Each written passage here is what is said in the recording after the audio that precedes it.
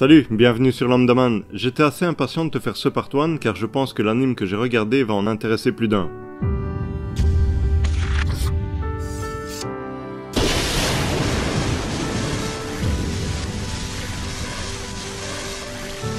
Aujourd'hui je vais te présenter une pépite, donc je pense que ce n'est pas nécessaire de te cacher ma conclusion car bien sûr je vais suivre cet anime.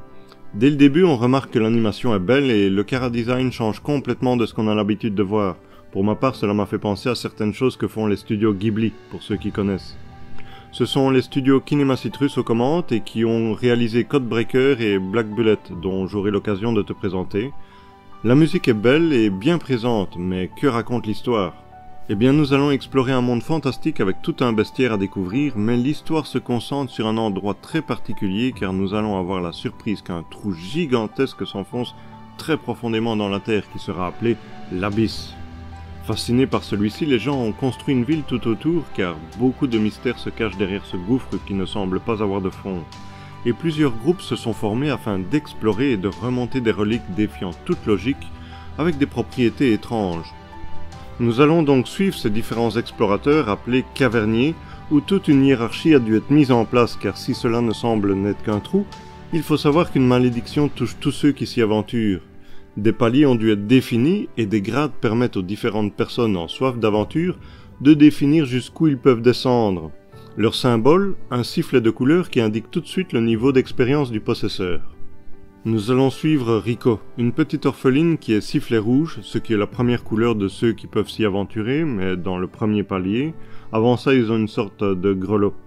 Lors d'une sortie à la recherche de reliques, un de ses amis va être attaqué par un rouge-corde, un animal étrange et agressif qu'elle distraira à l'aide de son sifflet. Mais il la prendra alors en chasse, et arrivant sur une corniche, elle sera à la merci du monstre. Quant au dernier moment, un rayon mystérieux viendra blesser l'animal qui prendra la fuite.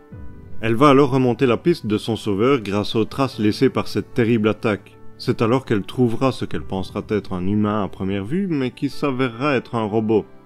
Elle le ramènera en douce au foyer et parviendra même à réveiller cet être particulier qu'elle appellera l'aigu.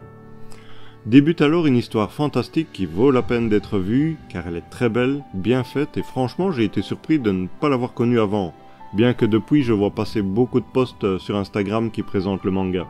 Car oui, un manga a été réalisé par Akihito Tsukushi que je découvre avec ce titre édité chez Ototo depuis mai 2018.